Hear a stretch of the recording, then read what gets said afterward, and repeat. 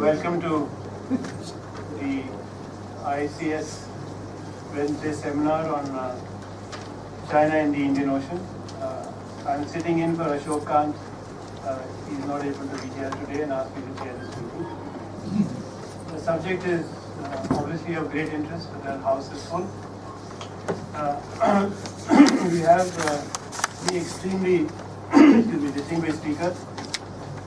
I think among the three of them, they probably commanded every possible ship in the Indian Navy and are extremely knowledgeable people.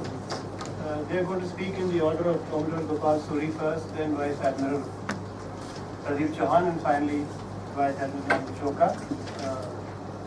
They will speak for about 15 minutes each, and given the interest, I think, in the subject, we hope that there will be a very interesting question and answer session. I might clarify, this is not on Chatham House Rule. It's an open discussion, so I ask our speakers to bear that in mind.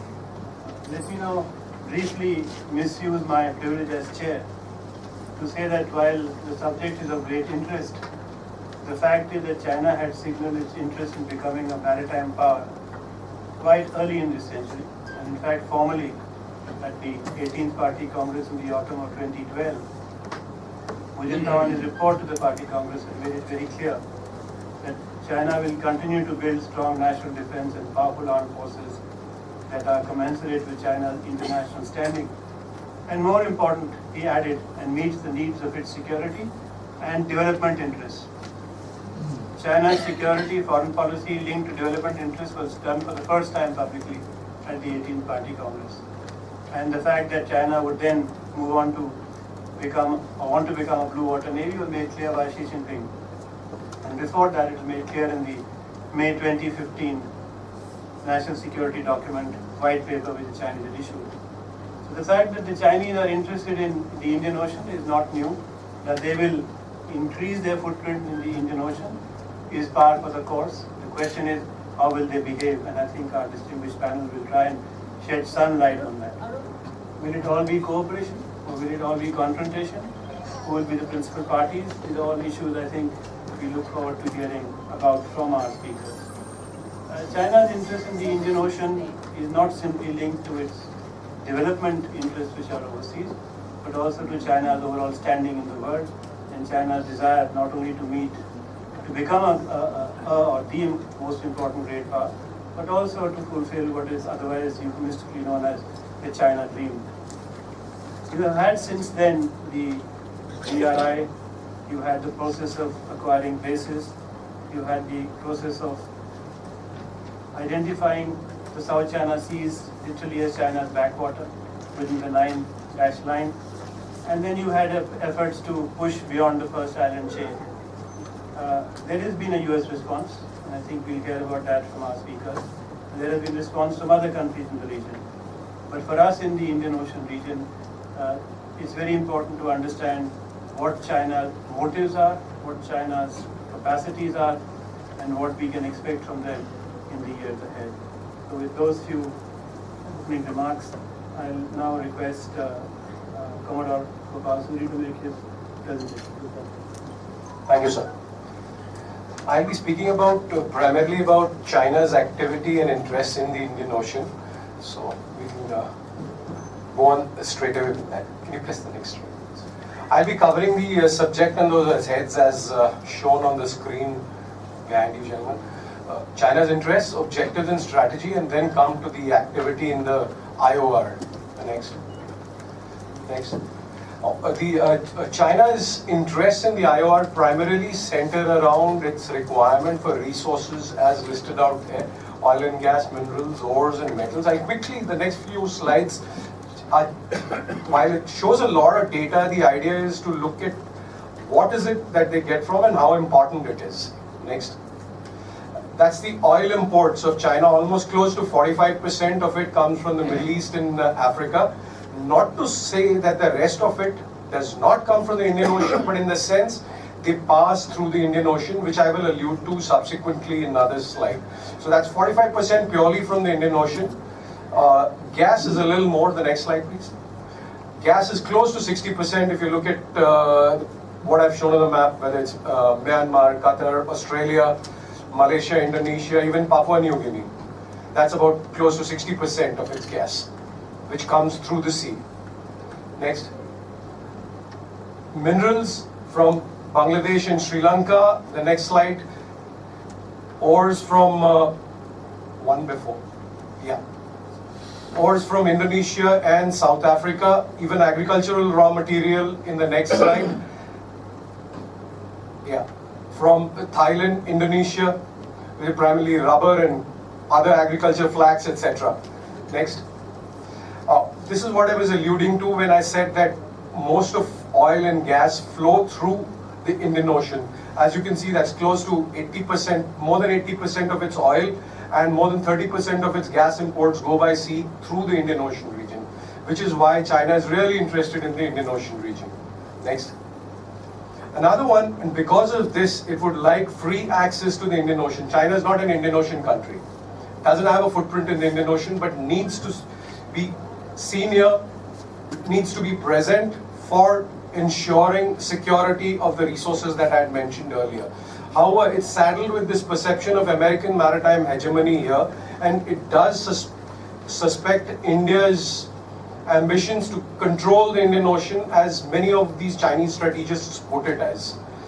Of late, in the last about 10 years, it's also undertaking a lot of deep sea exploration given to it by the International Seabed Authority for exploring for polymetallic sulfides in the Southwest Indian Ocean. And a lot of this activity also has dual use in the sense the same activity can be used to gather oceanographic and hydrographic data, which can be used for military use. Consequently, it wants a stake in the regional security architecture, which is existent in the IOR. Next. So, what are China's objectives? To ensure security of its energy resources, for which it looks at countries like, as shown there, Indonesia, Malaysia, Myanmar, and the UAE. Security of the energy flows, and those are the countries that it looks at for getting this. Hence, you will find Pakistan, the classic case of having a base at Gwadar, which will ensure security of these energy lines. Similarly, so it has other interests in these countries, which we'll discuss about subsequently. Then, security of minerals, metals, and what I had shown you in those countries. Also, retrenching of overcapacity, as also putting that capacity which it currently doesn't require in its country to use in other countries. Indonesia, Malaysia, Bangladesh, Thailand, UAE, and Kenya, and access to the IOR. Next. So, what is its strategy? Strategy is nothing but the way it intends to use the means it has to achieve the objectives that are shown. So, if that be the case, it looks at building up a strategic posture in the Indian Ocean by choosing places appropriate to it, safeguarding its interests, build linkages with these countries. However, it tends to proceed gradually as of now in the near to mid-term. Next. So what is its modus operandi? It's been looking at target the Pakistani Navy. They carried out a couple of exercises with the Omanis and others, and regular goodwill calls or at various ports in the Indian Ocean and around it. You would have heard in the news, even insofar as just yesterday, that there was a submarine deployment in the IOR. There have been a total of about 8 of these, which one has monitored. China has also taken part in a number of HADR activities, whether it be tsunami or the MH370 case, when it deployed a number of assets for locating that aircraft. It also used its navy to pull out, evacuate people from Yemen, which is the NEO or non-combatant evacuation operations. Next. A rough look at the places that the PLA Navy has used to stage its operations from, or where it has, which it is used for R&R, rest and recreation, or for refueling. So from left to right, Kota Kinabalu in Malaysia is where they've got access to use the base sometime in 2015 with under an understanding with the Malaysian Navy.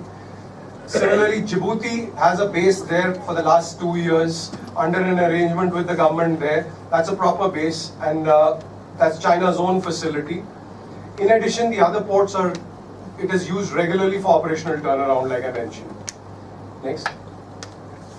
A quick look at the arms sales that China has undertaken in the region in the last about 15 to 17 years. The major consumer, of course, is Pakistan, while Iran and even Tanzania have seen a lot. But this insofar itself is not so interesting as what I would like to bring your attention to in the next slide. Please. If one was to calculate the total imports of a country and see how much a Chinese imports constitute that as a percentage, this is a bit of a revealing figure in the sense Tanzania is close to 90% dependent on Chinese imports for equipping its armed forces. Similarly, Bangladesh, Myanmar and Pakistan are upwards of 50%. What it implies is the dependency that comes in these countries on China. As you would all know, once you buy arms, the linkage doesn't end with the buying. It goes on further in the sense for maintenance, training, etc. So these countries are very dependent on China for their arms supplies. And that's for the foreseeable future. Next. This is just a quick look at the One Belt, One Road, or as it is now more fashionably called, the Belt and Road Initiative, though the website still calls it One Belt, One Road. Just a figurative look at I'll bring your attention to the Maritime Silk Route. This was the lay as was put out in 2015. And the next slide shows when they corrected it last year, or rather they modified it last year, when they added these additional routes, one via the Arctic. Though they alluded to the Pacific route earlier, this is when it was clearly, very explicitly stated. Now, what does the MSR comprise of? It basically looks at 4 pillars: cooperation in maritime resources, promote maritime connectivity. This is the third one, is the one which they recently added, under which China now calls itself a near Arctic state. While there isn't a definition of a near Arctic state, they've chosen one for themselves. Of course, cooperate in scientific research and set up coordination and dialogue mechanisms. This primarily is on financial connectivity, customs connectivity, and that sort of those facilities which facilitate trade. Next. There is a para also on maritime security in the paper, which a white paper put out in 2017 for the Maritime Silk Route, where they talk about bringing in mechanisms for common and cooperative maritime security. A number of Chinese military strategists and also their naval leadership has been talking about common and cooperative maritime security at a number of fora in the IOR. While they have not clearly enunciated as to what is going to constitute this, but this is a theme which they've been building upon for some time now. Also conduct of joint search and rescue, enhancement of capabilities to prevent maritime disasters, which they exhibited in the MH370 case and also in the tsunami. Strengthen cooperation in maritime law enforcement. They are undertaking a number of operations along with Indonesia and Malaysia to try and build up some sort of a joint mechanism for piracy in that part of the world. Next. China's ports. When I say China's ports, this is the ports where they have stakes or where they are building or where they are looking at acquiring majority shares. So starting from the east, they've got stakes in Malacca Gateway. You would have heard of Chokphu, as it is called. The Myanmaris have now pulled down the stake. The latest news says from about 7.2 billion, they brought it down to 1.5 billion since they can't afford it. They're looking at stakes in Bangladesh and Mongla. Gwadar is very well known, which I will come to again. Djibouti is both a military base as also the terminal operations are handled by them, the same terminal which they had built. They have a stake in building Lamu as well as in operating. That's a mega port that's coming up in Kenya. Similarly, so in Bagamoyo, both these ports have been kind of red starred by the World Bank for the cost. 2, they may not be required considering the amount of trade which passes through that part of the world, especially in the light of existing ports like Mombasa and others. They've got some more stakes in a couple of fishing harbors in Mozambique and a place called Tekabanin.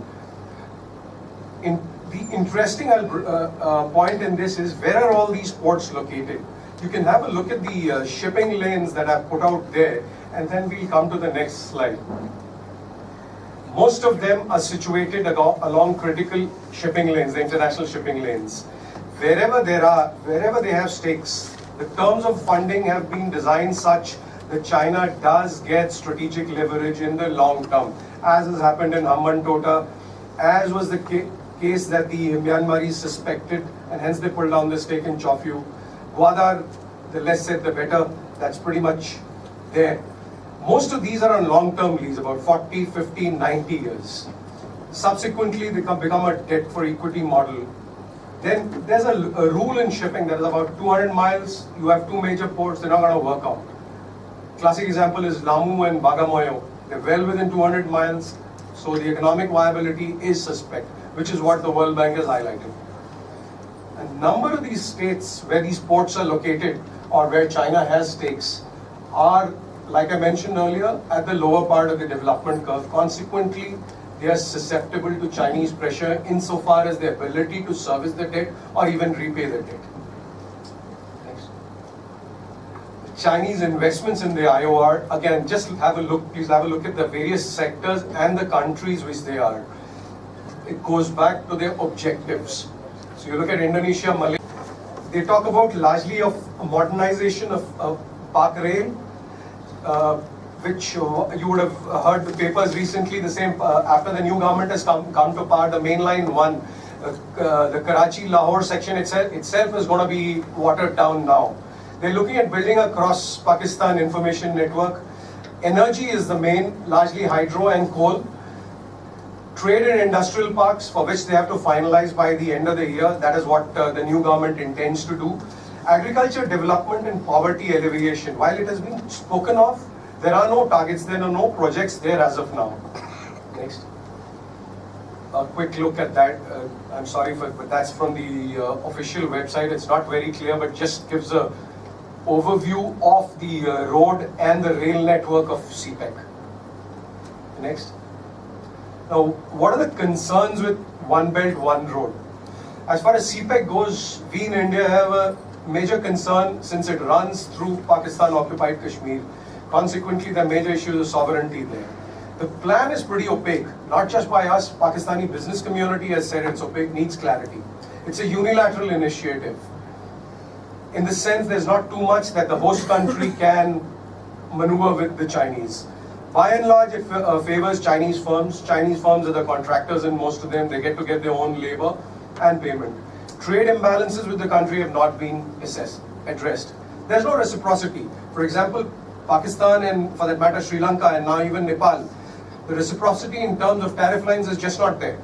While the Chinese would like to have free, it doesn't apply to Chinese tariff lines. The terms are by and large designed to... And every country has some geo-economic goals and some non-geo-economic goals. Then they have strategies for the attainment of the non-geo-economic goals, like search for gross national happiness, this business of trying to figure out whether China should be the only representative of the whole country in the 1950s in the United Nations rather than Taiwan. Those are all non-geo-economic goals, culture, people-to-people contact, all critical. And so you have geostrategies for non-economic goals. Similarly, you have geostrategies for the attainment of geo-economic goals. And then you need assurance and insurance mechanisms. And so what if my geostrategy, what will make sure that my geostrategy works? And what will I do in case the geostrategy is beginning to unravel? How will I mitigate circumstances?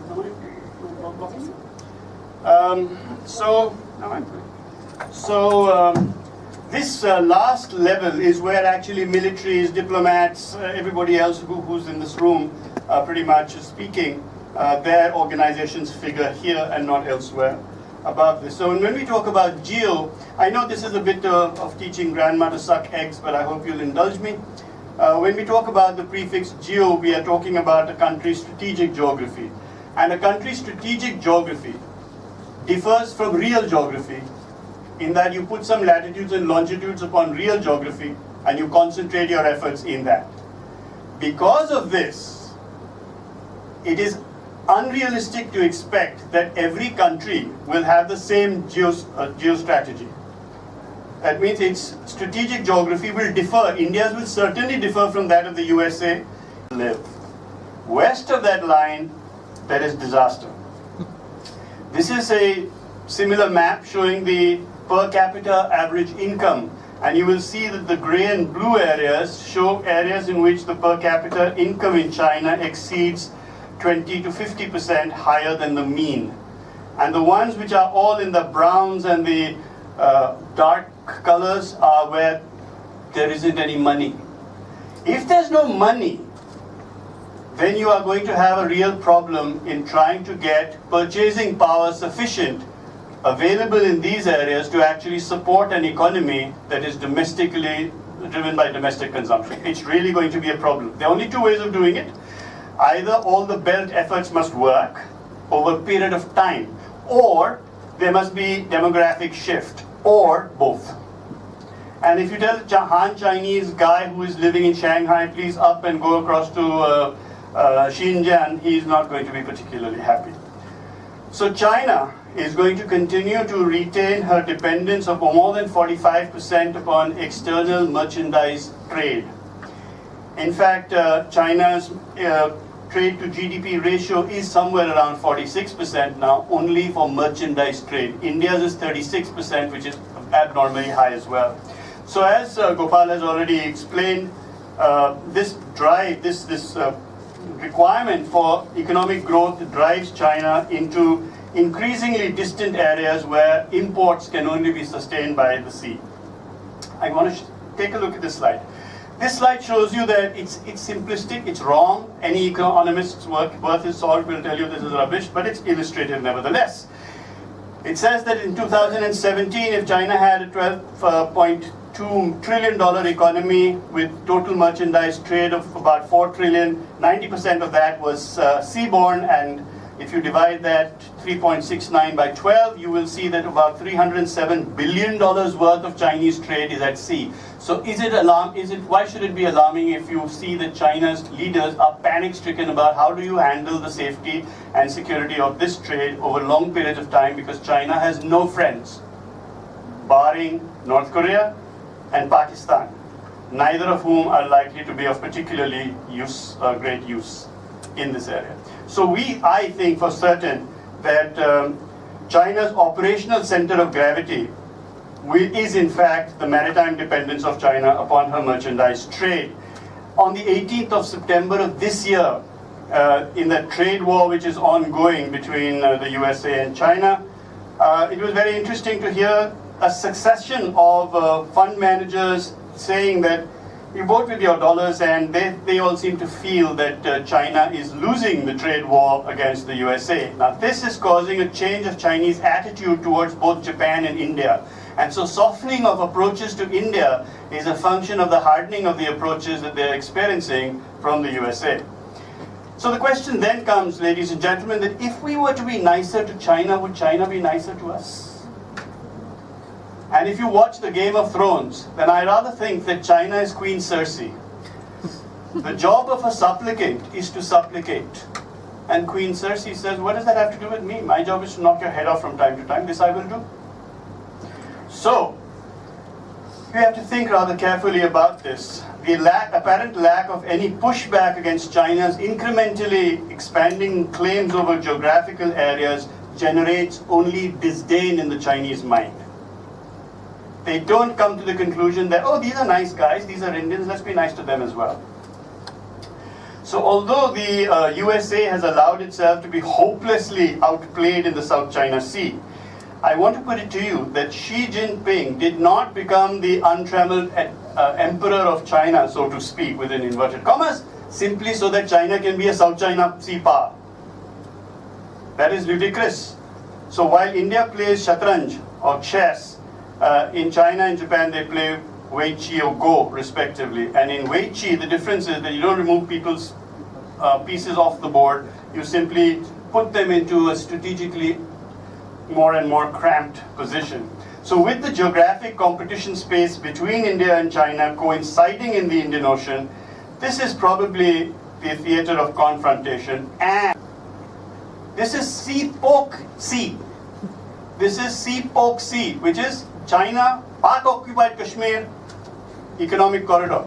If Indians start saying CPEC all the time, and if our diplomats start saying it, and our military starts saying it, we'll start to believe it.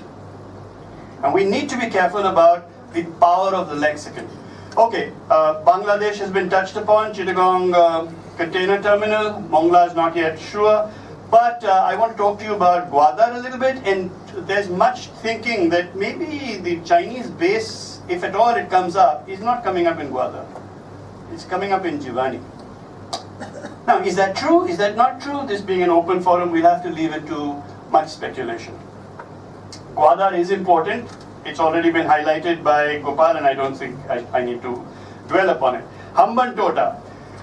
Look at Hambantota on a number of levels, ladies and gentlemen. Think carefully about how Hambantota developed, why Hambantota would have developed, what would have happened to the primary, secondary, and tertiary economic advantages that would have accrued while the port was being developed. Of course, then one day some minister or the other will come and cut a ribbon. After that, there's death.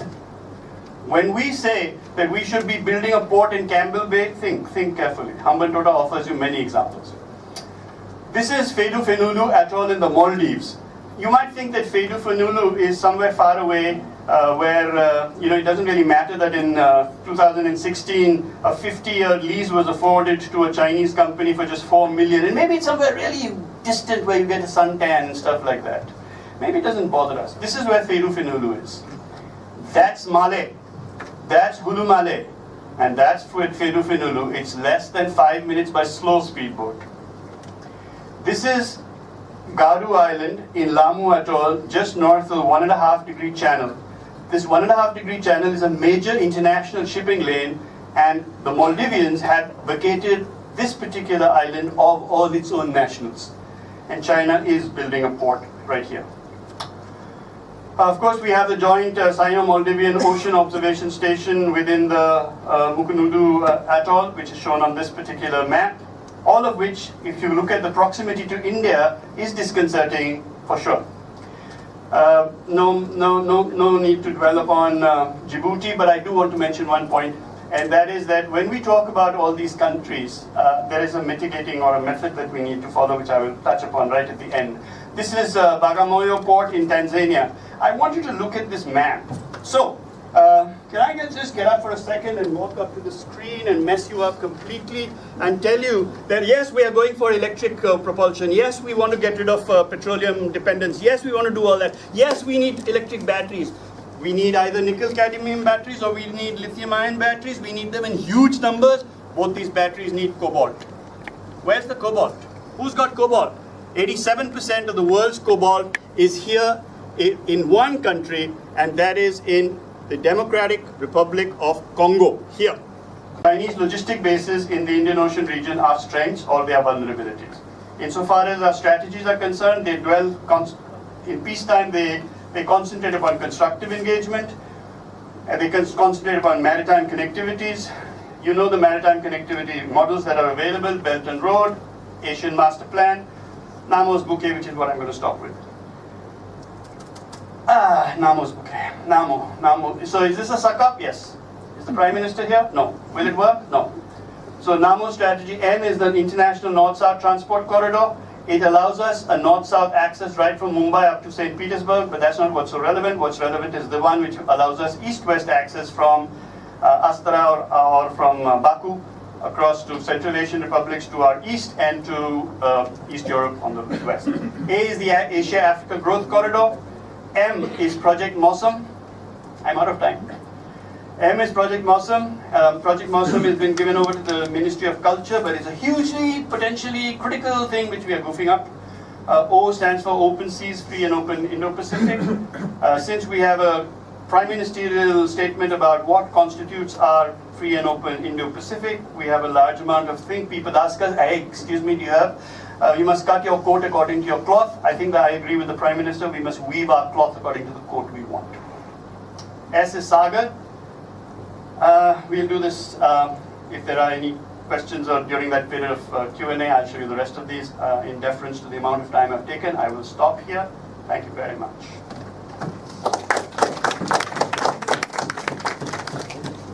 Thank you, Pradeep. I now request Admiral Chopra to make his presentation. I'm sure he'll... Yes, we cannot analyze China's IOR presence by just looking at its force levels or its deployments audit places. If we have to do a good job of it, we have to be a little broader than that. And what do I mean by that? Another caveat before I say something about that is that, China's rise has been coincident with the digital age and with social media. I have never seen in all my life so much writing and speaking and seminars and analysis of anything more than I have seen about China and its rise and its maritime forays and its Indian Ocean, ambitions. I think we need to keep in mind that this has been played also particularly well by China, which it does, and the agenda, if you notice, is being set by China. China says by 2049, by the 100th anniversary of our becoming a communist power, we will be the world's #1 nation, and everybody and every think tank and every seminar and every country, including the United States, I find 2049 as some sort of critical date. Who set it? The Chinese. They have said they're going to be the #1 power. Does this all stand to logic, reason? Does it stand scrutiny? Now, I am not going to give you my views. I'm just going to flag. I'm going to flag, and you people may like to make up your own minds. Maritime power is not about ships, and it is not about deploying ships. Maritime power, first and foremost, stems from a strong economy. Only rich nations can afford navies. Navies are expensive toys, and throughout history, only a few nations with adequate economic heft have been able to bring the sort of navies which you are now seeing China bring to bear. Yes, China has done remarkably well, and therefore it's building up its maritime power, as indeed have people earlier on in the history of the earth. But China economic power is not of the same sort as we saw by Spain or Portugal or England or even America. It is nascent, it is just 30 years old, and the jury is still out as to whether this can be sustained. There are many of us who will be on different two sides of the fence, who will say, yes, there is a bogey being tried about the Chinese economy for the last 30 years, that it is going to falter, and there are equally vehement people who say, no, China will sustain its economy. Well, China's economy is facing headwinds, and anyone who doesn't see that is trying to be an ostrich. Forget about the tariffs and Trump. There are economic trade headwinds in China as they shift into a more consumption-based economy, which is dependent on many things. There's excess of manufacturing, and as explained by Bilu and Gopal, that is the reason they're coming into Indian Ocean region. It's not so much for the resources, it's not even for the energy, it is for the markets, it is for the investment, it is for sustaining all that extra money and continuing to have an economy which can sustain the sort of navy that they have built up. So my first point is, there are a lot of the Chinese activity in the Indian Ocean is going to depend on the Chinese economy in the next 4 or 5 years, and I would recommend to China watchers and to the maritime community to keep a track of that, rather than looking at the number of hulls or the number of bases or places within the Indian Ocean. That's my first point. The second point is maritime geography. Bilu said strategic geography. I'm talking about real geography. China has the worst maritime geography in the entire world. If you just glance at that, I requested Gopal to put that. China, even if it hypothetically controls the South China Sea, East China Sea, Sea of Japan, all of Northeast Asia, cannot break away either into the Pacific because of the first island chain or into the Indian Ocean except through choke points. Now in peacetime this is all very well. In crisis or in combat or when push comes to shove, this is not well at all.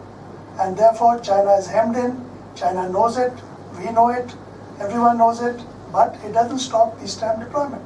And so be it. And I'm just trying to tell you that geography, real geography matters.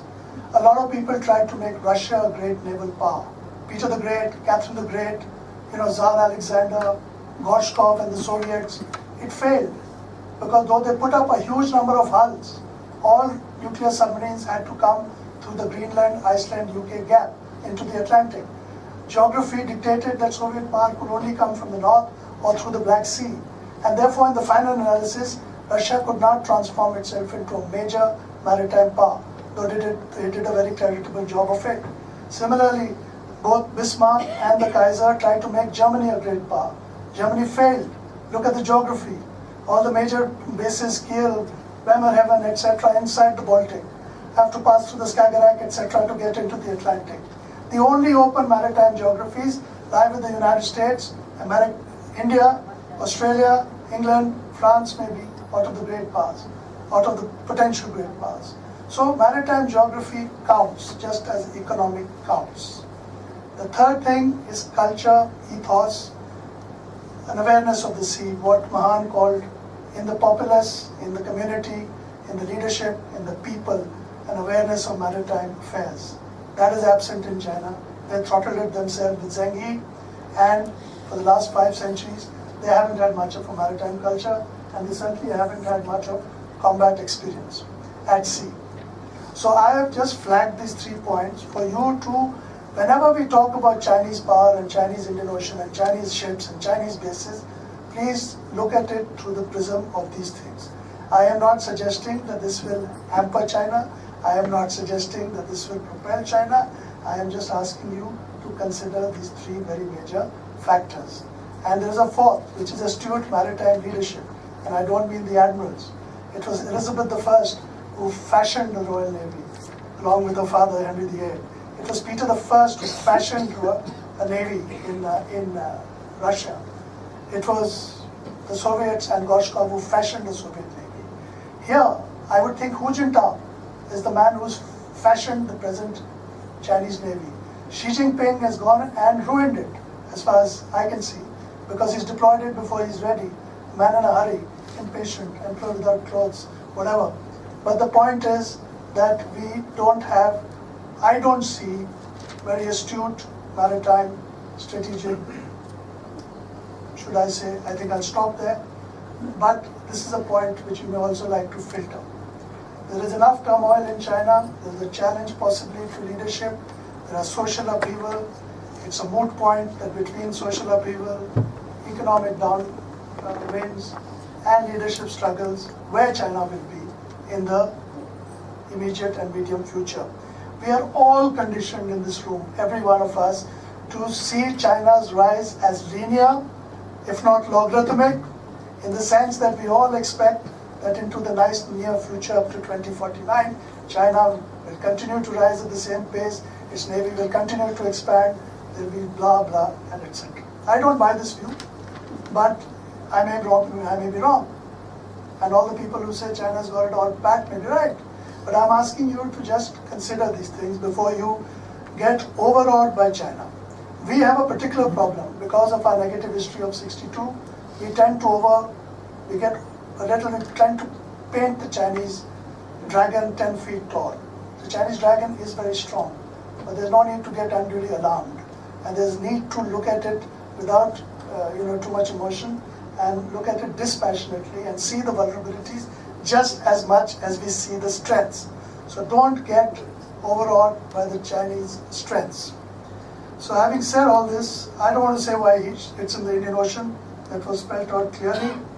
But I want to say that navies, unlike armies and air forces, have 3 different existences: a peacetime existence, a crisis existence, and a combat existence.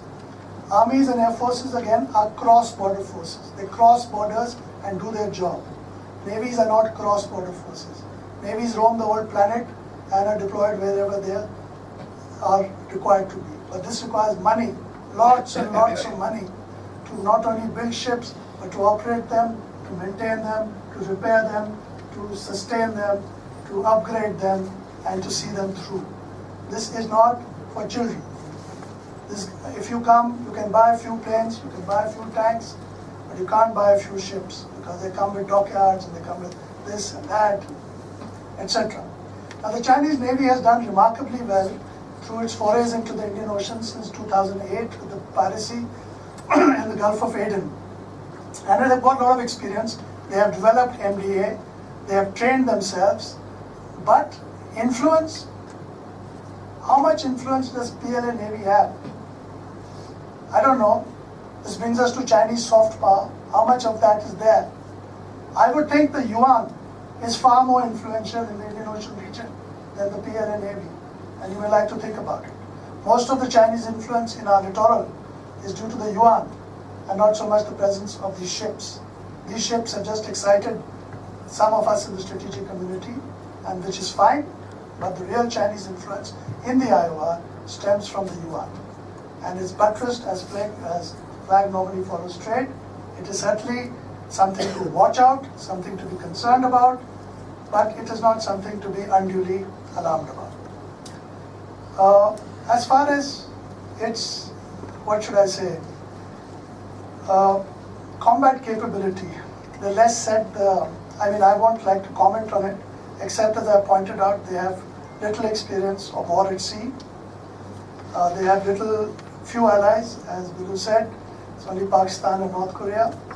They have very little interoperability with other navies, and they have no bases. They don't have a single base in the Indian Ocean. All these places are places. Every ship gets water, food, oil from a place. From a base, you need to repair, especially action damage. You need ammunition, you need ordnance, you need missiles. That is building up. I think the two things which are of concern really is Gwadar and Chokfu. The rest are places. And one other thing about bases, they have to be defendable. There's no base worth the salt if it is not defendable. I'm surprised that many astute commentators call Djibouti a base. It is entirely indefensible. In any sort of push, these bases are not defendable. The British Empire ruled the world from 6 bases. Jamaica, besides Plymouth and Portsmouth, Jamaica, Gibraltar, Malta, Aden, Trincomalee, Singapore, all in British territory at that point of time. Secure bases. You can't go and muck around in some place and say it's a base. So give it a thought about bases. Of course, the lines of communication are very stretched. The only power with non-stretched lines of communication in the Indian Ocean is India. Everybody else is extra-regional and with stretched lines of communication. Okay, I think I've said enough about that. What I'd like to say is, look what China's done since 2008. I don't think Sun Tzu would have been quite happy. All it's managed to do is antagonize everybody and create a pushback. Whether that pushback comes as Quad, or whether that pushback comes as worry in Pakistan and Sri Lanka about BRI, or whether that pushback comes back about people just taking Chinese money and they're not doing very much more about it. So I think Chinese aggressiveness, over-assertiveness, impatience in the last 7 years has in fact strengthened India's hand in the Indian Ocean. We may not be a very effective, as people say, very effective and efficient power, but we have soft power and we managed to do quite well, and we are listened to in more ways than everybody else, and we don't threaten anybody. Whether or not we provide what we call net security, we certainly provide stability. And the reason why everyone is quoting India today is because we can provide stability with the kind of navy we have fortunately built up over the years. India, for its own part, has pushed Sagar, is now pushing for connectivity through Japanese and US projects, is trying to be a net security provider, certainly a stabilizer. The Indian Navy has kept its capabilities. Its force levels are not necessarily what we need. We certainly need more funding for the Indian Navy, and hopefully it will come. But we are deployed quite well, and now we are deployed increasingly in a forward stance through mission-based deployment, which we can talk about. To conclude, China, has the reasons for Chinese presence in the Indian Ocean are quite clear. In fact, they are hugely dependent on the Indian Ocean, littoral, for markets, investments, for all their excess manufacturing, and for resources, and of course their energy. They're going to be in the Indian Ocean because of this. I don't think even anybody in their wildest dreams in China would think that they can fight in the Indian Ocean, especially since that fight might involve a large number of people. So China is doing what is done classically by navies. It is following, the Chinese Navy is following its trade activities, and it's present in the Indian Ocean. We should take note of it. We are taking note of it. We are keeping track of it, we are concerned about it, but we are not, it's manageable if, and there's a big if we have the wisdom to sustain the Navy, which requires long-term and sustained funding, if we have the wisdom to have the infrastructure in our island territories, if we have the diplomacy which is realistic and delivers on what it promises, if all these things happen, then the Chinese activity in the Indian Ocean, as I would put it, is manageable. This is my point of view, personal, and I think we can leave it at that. Last point, as again someone said, China is reaching out, a lot of pressure coming on it from a lot of people. Trump is not the only guy. There's a Japan, there is Korea, which may get unified. And look at his situation. He's got two sizable maritime powers just outside his doorstep. And Taiwan is not to be trifled along with either. So in the Northeast Asia, you have China facing or having to address Japan, Korea, and Taiwan of sorts. The South China Sea has got 6 countries vying for the South China Sea. And in the Indian Ocean, he's got India, he's got a whole lot of extra-regional powers, and he's hugely dependent. I wouldn't like to be in his place. He's reaching out to India. At the moment, we see a tremendous reach out by China to India. I think we are happy to cooperate. But the point which must be noted is that things between India and China can only be okay if China is willing to accept the simultaneous rise of a second power in Asia. If it comes to terms with that, then there is merit in that argument. Thank you very much. Thank you for your presentation, Admiral Chauhan. I think we now have 3 points of view which actually supplement and complement each other. We have exactly 1 hour now for discussion. I request you to please introduce yourself when you're asking a question. Please ask a question because we have a full house and I expect there will be many questions, and please don't make statements if you don't mind. So should we start? Who would like to start? Yes. So my question is on Please identify yourself. Yeah, I'm Marikashan. I'm a JNU PhD scholar in Chinese studies. So my question is on the impact of US-China trade war and the investments, the decrease of investments, Chinese investments in US, and how would they increase the investments in the Indian Ocean region? Because after the Trump came, the first quarter of 2017, China invested 25 billion, and in the second quarter, 5 billion. In this last 6 months, in the first quarter of this year, hardly they went $2 billion. And then, if you are looking at one road, one belt, and all, so there is a huge thing that can divert from there. What China used to invest in US, it can easily divert towards the Indian Ocean region. And how do we address this issue? We'll take a bunch of questions together. Because we should take this one when we actually answer. Who will take it? Very briefly, this question, Suresh Goyal, I the question is addressed to Admiral Chauhan. You must have read the speech made by Mike Pence also at the National Institute, where he seemed to have actually taken note of the growing Chinese Navy clout. How do you consider that, or do you discount that as kind of necessary scale? Okay, any more questions? Yes. Ravi Bothalingam. I want to pick up 2 thoughts that have been expressed.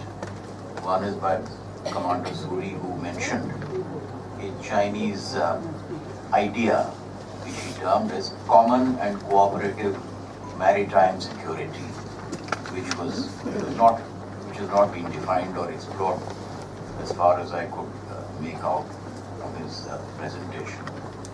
The other thought is what Admiral Chopra has said, that the Chinese really don't have what you might term as bases. They have places or points of for various assistance, but not a full-fledged base. And secondly, they have great interest in the Indian Ocean because of the sea lines of control, sea lines of communication. So my question is this, that there seem to be a lot of commonalities that the Indian Ocean holds in terms of the transit of vital materials between India, between China and a number of other countries. So is this concept of common and cooperative maritime security, has it been explored? Are we assuming that it need only be an antagonistic relationship between China and the others? Are there facets of commonality in which a security regime might be mounted? And if not, why not? Thank you. Thank you. I really enjoyed all the three presentations. And I have a couple of questions and anybody can answer those. One of them is really looking at the Chinese economy. We are talking about a current economic status, and the fact of the matter is that all of the major economies are now preparing to enter the fourth industrial revolution. Right? So the nature of economies, of the larger economies, is going to change, which means that their reliance on resources, on energy, on current logistics is also going to change rapidly. How does this actually affect, or how will it actually affect the Chinese presence, say, in the Indian Ocean region, or the way in which the Chinese are planning their strategies, their maritime strategies? I think that's very important to look at. And the reason I say that is because China has been very, very flexible and very nimble in changing its economic positions and its economic strategies over the last 30 to 40 years. And I think its ability to do that today is equally much there. So I think it's something we need to think about, perhaps look for answers to. Second thing is, I think it was Commandant Suri who said that China has a stake in the regional security architecture in the IOR. I mean, is there one? Is there a regional security architecture in the IOR? I think that's a huge thing that we debate all the time, that there should be one, but I don't see one right now. So, which regional security architecture are we talking about, right? And thirdly, very quickly, we have these maps with all of China's presence in all of these places. It would be really much more instructive to have a map that shows relatively how other navies are placed in all these places as well. How busy are these places? How many ships dock here from different countries? And that would give us some sense of whether it is we should be scared of China's presence or whether we can see it in the relative context. Thank you. Okay, we'll take this first part of the question. Comment to your first question, basically whether China can retrench its surplus from, as you see it, into the IOR. Well, on the face of it, it seems yes. But at the same time, you've got to look at currently, for the last 2 years or so, China's been facing a fairly large pushback on its investments in IOR itself. If I were to go country by country, starting with Bangladesh itself had a bit of a problem in the sense the Chinese were not willing to give in there, so they kind of become hesitant there. I just mentioned about Chofyu. While the China-Myanmar economic corridor is on, Chofyu itself has been downsized. They're going to be signing the agreement now from 7.5 billion to 7.2 billion to 1.5 billion. So you see it happening there. Our friendly Western neighbor, Pakistan, is looking at cutting down the expense on BRI. They're talking about cutting down the investment on the rail line itself, one of the basic things of connectivity. You go to Africa, it's a similar story there in Tanzania, etc. So I'm not really sure as to how much can China manage to put that, if they can. But I guess we'll have to wait and watch what it is, because I don't think I have any answers for that. On the face of it, there is a pushback. Even in Europe, there is a pushback against China's investment. Canada, there is. Australia, there is.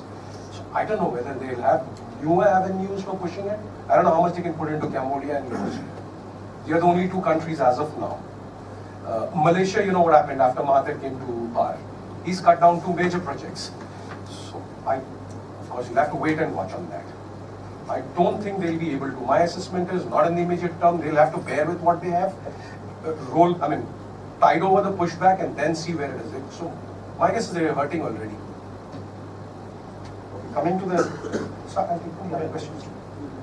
So you had mentioned about the common and cooperative maritime security. Like I said, the Chinese leadership has been talking about, say, at the Gaul Dialogue, they've talked about it earlier at the Shangri-La, etc., while they've not spelled it out.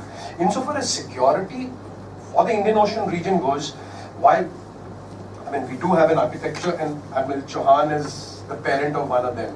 The Ions is his baby, so to speak. So I will leave it to him to take it on. I'm sure the Admiral will be able to expound on that. But suffice to say, we understand security very well in the neighborhood, and the way China seems to be wanting to get into this is not exactly what we are looking for. Insofar as the professor's question on the maritime security architecture, I will leave it to the Admiral to talk about it, but we do have an architecture, you may call it nascent, but yes, we have, and I'm sure he'll expound on that a little more. And the other question, you talked about the ports. Well, it's like this. For example, China has acquired a stake in Europe, not really here, but in Europe, it's acquired a company which controls 15 ports. So what happens? COSCO owns the berth. Now he doesn't let another ship come in. That's it. He stopped shipments of a particular guy, period. That's what's happening. We're going to see more and more of that. As of now, the ports that he's operations that he's acquired. For example, take Hambantota.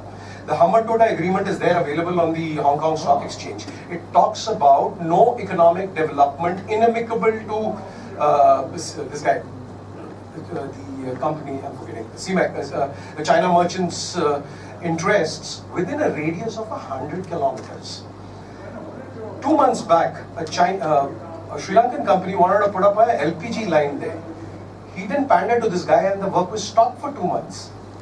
So that's the kind of power they wield. Once they get onto the port. What I've read on the net insofar as Chofiu goes, it's the same thing for which the Myanmaris are objecting. The kind of control they want for in lieu of the soft loans, so to speak. Mind you, all of them are loans. In fact, many of them are commercial loans at way beyond 2% more than regular interest rates. They're in the region of 5 to 6%, many of these loans. So, I don't think there's any doubt that COSCO, if it controls a berth, would like to have unimpeded, untrammeled access to that. And they've done it. In Europe, they've done it. Here, you don't see it because these ports are not that effective. Colombo, it's going to be happening. They control the complete port.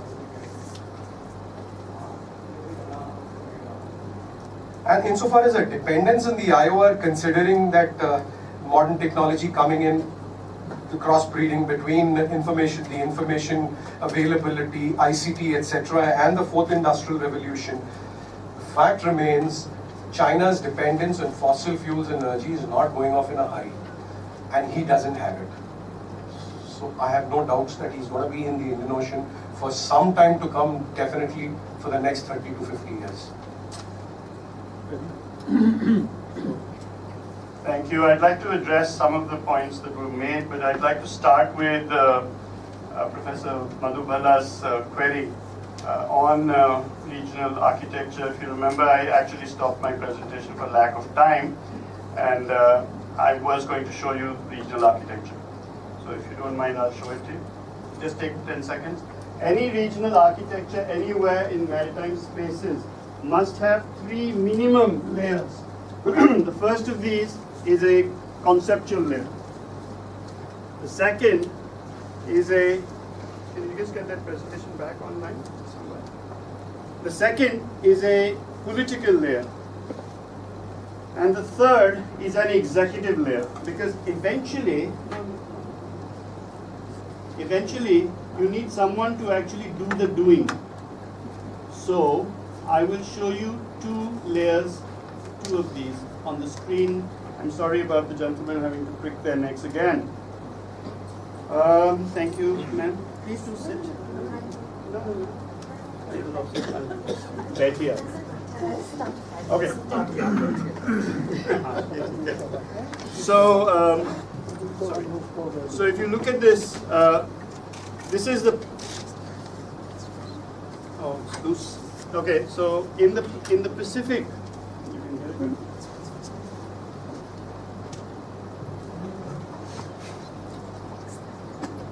So in the Pacific, never mind. In the Pacific, you have at a conceptual layer, let's say you have the ASEAN Regional Forum. At the political layer, you have the East Asia Summit. And at the executive layer, you have the Western Pacific Naval Symposium.